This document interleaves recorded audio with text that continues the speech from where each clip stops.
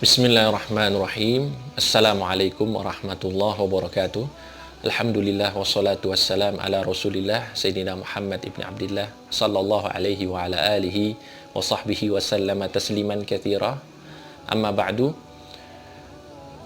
Pada kesempatan ini marilah kita lanjutkan pembahasan kitab Hidayatul Talibin oleh Al-Habib Zain bin Ibrahim bin Sumaid hafizahullah ta'ala wa nafa'ana bihi wa bi'ulumihi wa bi'ulumi sair salihin amin. Qala radiyallahu ta'ala anhu, al-Islam huwa al-imtithalu wal-inqiyadu lima ja'a bihi sallallahu alaihi wasallam min al-ahkami syar'iyyah. Islam itu ialah patuh dan tunduk terhadap apa yang dibawa oleh Nabi Muhammad sallallahu alaihi wasallam dari hukum-hukum syariat. Itu Islam. Jadi kalau kita definisikan Islam itu adalah ketundukan. Dari kata istislam, berpasrah, tunduk, patuh. Terhadap apa? Terhadap apa yang dibawa oleh Nabi Muhammad SAW, Al-Quran, hadis, ya, dalam bentuk hukum-hukum syariat. Wa huwa ad-dinu al-maqbulu indallah alladhi ikhtarahu li'ibadihi wa lam yartadi dinan siwahu. Dan Islam adalah satu-satunya agama yang makbul, yang diterima oleh Allah Subhanahu wa Ta'ala, yang Allah pilihkan kepada seluruh hamba-hambanya, dan Allah tidak ridho terhadap agama selain Islam. Dan ini termasuk faedah untuk kita semuanya, bahwa agama dari Nabi Adam sampai sekarang itu adalah Islam. Ya, agama dari Nabi Adam sampai Nabi Muhammad SAW itu hanya satu, yaitu agama Islam yang mereka bawa, yang mana kita bisa lihat di dalam Al-Quran, yang dijelaskan oleh salah seorang pakar hukum Islam, Syekh Dr. Ibrahim Al-Khuli, berkebangsaan Mesir. Beliau berkata, lam tujma' walam tusanna kalimatu din. Jadi kata agama ataupun lafaz agama dinun di dalam Al-Quran itu tidak pernah kita dapati dalam keadaan jamak, ya, selalu dalam keadaan tunggal. Dinun artinya apa? Di sini ada isyarat bahwa agama itu memang benar-benar dari dulu sampai sekarang itu satu, walaupun berbicara tentang agama yang dibawa oleh para nabi terdahulu, tetap beristilahkan dengan Islam. Jadi itu. Kemudian adapun dasar hukumnya atau dalilnya bahwa agama Islam itu adalah agama yang satu-satunya diterima oleh Allah Subhanahu wa Ta'ala, itu firman Allah, innad dina indallahil Islam. Sesungguhnya agama di sisi Allah Subhanahu wa Ta'ala adalah Islam. Wa may yabtaghi ghairal islami dinan falan yuqbala minhu wa huwa fil akhirati minal khasirin. Barang siapa yang mencari agama selain agama Islam, maka agamanya tersebut tidak akan diterima darinya, dan dia nanti di akhirat tergolong orang-orang yang merugi. Di dalam ayat lain Allah berfirman, al-yawma akmaltu lakum dinakum wa atmamtu alaikum ni'mati wa raditu lakumul islam madina. Pada hari ini telah kusempurnakan agama kalian dan nikmatku terhadap kalian, dan aku telah ridho kepada kalian bahwa Islam sebagai agama kalian. Di sini ada penjelasan juga bahwa keridhaan Allah akan kita gapai itu dengan cara kita memeluk agama Islam. Itu dengan kita menjadi seorang muslim, seorang yang berpasrah terhadap hukum-hukum Allah Subhanahu wa Ta'ala yang dibawa oleh Nabi Muhammad sallallahu alaihi wasallam. Ini kaitannya dengan definisi dari Islam. Kemudian dikatakan arkanul islami khamsatun wa hiya qawaiduhu wa mabanihi al-madhkura fi qawlihi sallallahu alaihi wasallam, buniyal islamu ala khamsin, syahadati an la ilaha illallah wa anna muhammadan rasulullah wa iqamis salah wa ita'iz zakah wa shaumi ramadan wa hajjil baiti. Rukun-rukun Islam itu ialah pokok-pokoknya dan bangunan-bangunannya, ya, bangunan agama Islam seseorang Sebagaimana yang disebutkan di dalam hadis bahwa Islam itu terbangun di atas 5 pondasi.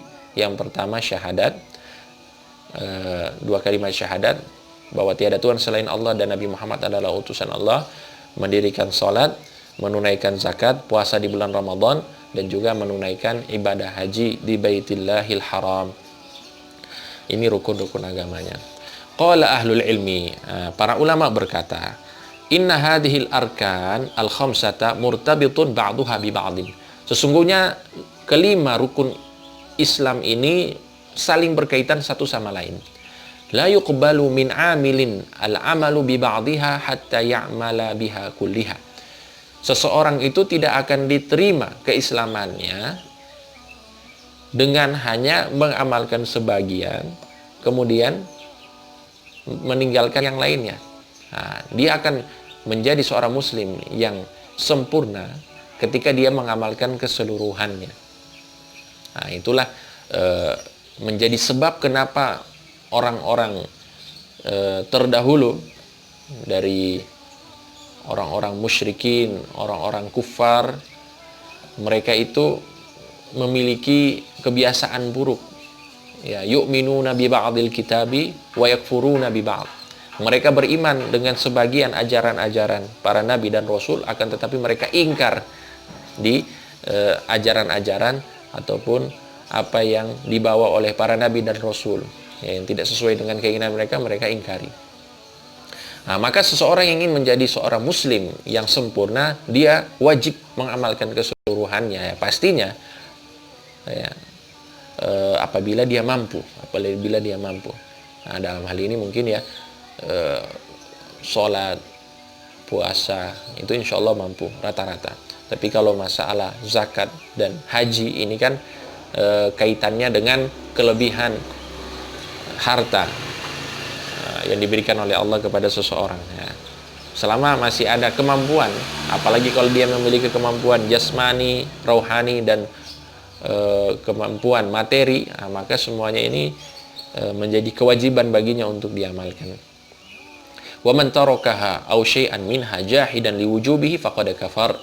Barang siapa yang meninggalkannya, ya, semua rukun-rukun Islam ini ditinggalkan atau sebagian dari rukun Islam dengan hati yang ingkar bahwa rukun-rukun ini wajib. Misalnya, dia tinggalkan sholat dengan keyakinan bahwa sholat ini tidak wajib. Atau puasa, dia yakin bahwa puasa ini tidak wajib. Maka di sini para ulama mengatakan faqad kafar, maka dia sudah keluar dari agama Islam. Karena apa? Dia mengingkari sesuatu yang wajib. Nah, termasuk juga mengingkari sesuatu yang sudah jelas-jelas haram misalnya. Yang haram dia bilang boleh misalnya. Itu juga termasuk, na'udzubillah, bisa mengeluarkan seseorang dari agama Islam. Ini yang disebut oleh para ulama dikatakan ma yu'lamu fid dini bid darurah, sesuatu yang diketahui dari agama ini secara darurat. Artinya orang-orang pasti ketika masuk ke dalam agama Islam, mereka tahu bahwa sholat itu hukumnya wajib. Nah, ketika ada pengingkaran berarti dia sudah keluar dari barisan, dari lingkaran Islam itu, sehingga dia harus syahadat lagi. Itu yang dimaksud dengan mengingkari, bukan, ya, harus digarisbawahi. Jadi meninggalkan dengan mengingkari kewajibannya. Nah, itu berarti dia hukumnya apa? Dia sudah keluar dari Islam dan dia wajib syahadat lagi. Nah, nanti kita akan jelaskan bagaimana kalau misalnya dia meninggalkan tapi tidak ada pengingkaran, dia masih yakin bahwa itu wajib. Nah, apa hukumnya? Di sini akan dijelaskan. Wa man taraka ghairu syahadataini min ghairi juhudin fahuwa fasiqun naqisul Islam.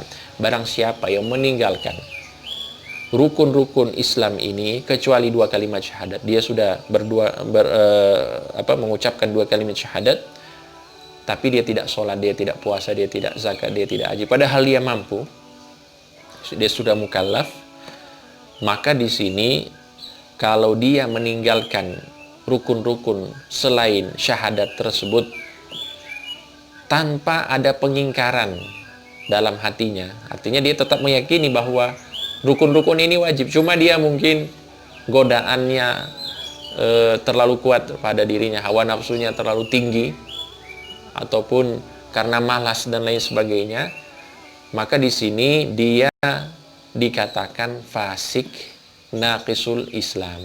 Dia termasuk golongan orang-orang yang fasik. Artinya dia masih muslim, tapi apa? Fasik. Dia tetap masih muslim, tapi dia fasik.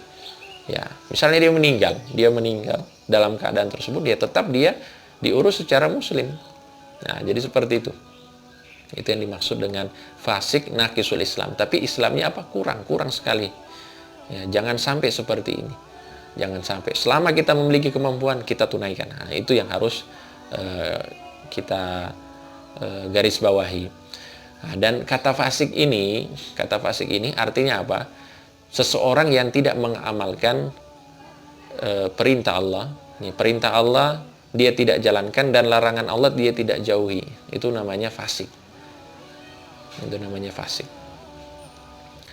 Nah, ini kaitannya dengan kafir dan fasik. Tapi jangan bermain-main dengan kata-kata ini. Jangan main-main. Ya, jangan sampai juga kita memiliki sesuatu di dalam hati kita sehingga kita meremehkan orang lain karena mungkin dia kafir ataupun dia fasik. Jangan sampai. Ya, karena kita tidak tahu kapan Allah Subhanahu wa taala berikan hidayah kepada orang tersebut. Mungkin saja dia dulu adalah orang yang tidak mengenal Allah, tapi di kemudian hari dia menjadi orang yang paling kenal kepada Allah lebih daripada kita. Atau mungkin dia adalah orang yang jauh tidak pernah ibadah, tapi kita tidak tahu di kemudian hari mungkin dia menjadi orang yang paling taat daripada kita. Nah, ini yang harus kita pahami. Jadi hal-hal ini kita jauhi dan kita sampaikan kepada orang-orang sebagai apa? Sebagai penyelamat untuk diri dan orang lain. Taib. Kemudian dikatakan waman atabiha kulliha aqdan wa amalan fahuwa muslimun kamilul iman. Barang siapa yang mengamalkan kelima rukun iman ini, rukun Islam ini, maka secara keyakinan dan secara amalannya, lahir dan batin dia mengamalkan. Dia sholat dan dia yakin bahwa sholat itu wajib. Nah, maka di sini dia muslim yang sempurna imannya. Waman ata bi'amalil Islam bila tasdiqin biha fahuwa munafiqun. Nauzubillahi min zalik. Nah, adapun orang yang dia mengamalkan rukun-rukun Islam ini dengan amalan lahiriah saja, yang zahir saja, akan tetapi di dalam batinnya dia mengingkari. Dia sholat tapi dia yakin bahwa sholat ini tidak wajib. Dia hanya istilahnya apa ya? Ya hanya ingin menampakkan bahwa dia muslim, padahal dia bukan muslim misalnya. Dia menyimpan kekufuran di dalam hatinya, dia mengingkari semua syariat-syariat Islam ini, maka di sini dia adalah munafik. Jadi seorang munafik itu adalah orang yang hukumnya muslimun fid dunya wa fil akhirati fid darkil asfali minan nar. Dia hukumnya seorang muslim di dunia. Kita bermuamalah, bergaul dengannya ya sebagaimana orang muslim. Walaupun kita curigai bahwa dia munafik, akan tetapi kita tidak boleh menuduh-nuduh. Sekali lagi, ya, hal-hal ini kita jangan jadikan sebagai alat kita untuk menghukumi orang lain ya. Itu menjadi sesuatu yang membuat kita hati-hati saja. Jadi kalau kita misalnya kita dengar ada hadis yang menyatakan bahwa tanda-tanda orang munafik adalah 3, apabila dia berbicara dia bohong, apabila dia berjanji dia ingkar, apabila diberikan amanat dia khianat. Ini kan tanda-tanda orang munafik. Nah, hal-hal tersebut itu kita tujukan kepada diri kita terlebih dahulu. Jangan sampai kita menjadi orang-orang ini. Nah, itu tujuannya. Bukan menjadi alat untuk kita menghukumi orang lain, bukan. Tapi kita ajarkan kepada orang lain, jangan sampai juga kalian seperti itu. Nah, jadi orang munafik itu dia hukumnya muslim di dunia. Ya, kita tetap bermuamalah dalam hidupnya, tetap dia punya hak-hak sebagai seorang muslim. Kemudian kalau dia meninggal juga kita urus dia sebagaimana pengurusan mayit ataupun jenazah orang muslim. Akan tetapi hukumnya di akhirat itu menjadi tanggung jawab Allah Subhanahu wa taala. Jadi Allah lah yang akan menghukumnya. Ya, fiddarkil asfali minan nar dikatakan. Di neraka yang paling bawah. Nauzubillahi min zalik, nauzubillahi minan nifaq. Wa amma man taraka nutqa bi syahadataini fa in kana an ajzin fa hukmuhu kaman nataq. Ya, orang yang meninggalkan ucapan dua kalimat syahadat, ikrar dua kalimat syahadat, kalau misalnya dia tidak mampu untuk mengucapkannya, maka hukumnya sebagaimana orang yang mengucapkannya. Misalnya dia bisu, yakunu mu'minan, dia menjadi mukmin. Dia tidak bisa ucapkan, tapi dia ingin masuk Islam, dia sholat dan lain sebagainya. Tapi dia bisu, tidak bisa mengucapkan dua kalimat syahadat. Maka di sini hukumnya sebagaimana orang yang mengucapkan. Wa in kana an iba'in fahuwa kafirun bila khilafin wa in kana an ghaflatin faqila kal iba' wa dhahabal jumhur ila annahu mu'min wa hadha tafsil fi haqqi man wulida bidaril kufri wa amma man wulida fil islami fahuwa mu'minun wa inna ma ya'si bitarkin nutqi faqat. Nah, ada sebuah permasalahan. Bagaimana orang yang tidak mengucapkan dua kalimat syahadat, kemudian dia ini hidup di ataupun lahir dan hidup di komunitas non-muslim, misalnya komunitas non-muslim. Dia lahir misalnya sebagai non-muslim misalnya. Nah, kemudian dia tinggalkan dua kalimat syahadat ini. Kalau misalnya dia tinggalkan karena enggan, karena tidak mau, karena ingkar, maka di sini hukumnya dia adalah bukan muslim atau kafir. Wa in kana an ghaflatin, tapi kalau misalnya dia itu ingin masuk Islam, dia sudah mengamalkan, tapi belum pernah mengucapkannya. Nah, di sini ada perbedaan kalangan ulama. Ada yang mengatakan kali iba, maka hukumnya dia seperti orang yang enggan mengucapkan, karena tidak mungkin orang seperti itu enggan untuk mengucapkan kalimat syahadat. Wa dzabal jumhur ila annahu mu'min. Tapi menurut mayoritas ulama dia tetap mukmin. Ya, selama dia sudah mengamalkan, tapi dia tidak mengucapkan dua kalimat syahadat. Nah, tapi bagaimana kasusnya kalau misalnya dia hidup sebagai lahir dalam rahim seorang muslimah, tapi dia tidak pernah mengucapkan dua kalimat syahadat, dan dia dalam hal ini mungkin kalau kita lihat konteks sekarang tidak mungkin ya seminim-minimnya kita itu ya sholat, pasti kita mengucapkan dua kalimat syahadat. Tapi kalaupun dia tidak pernah mengucapkan dua kalimat syahadat selama dia lahir dalam kondisi muslim, maka di sini dia tetap seorang muslim, akan tetapi dia berdosa karena meninggalkan dua kalimat syahadat, tidak pernah diucapkan selama hidupnya. Jadi seperti itu. Wallahu a'lam bishawab. Mudah-mudahan manfaat. Sallallahu ala sayyidina Muhammadin wa ala alihi wa sahbihi wasallam. Walhamdulillahi rabbil alamin.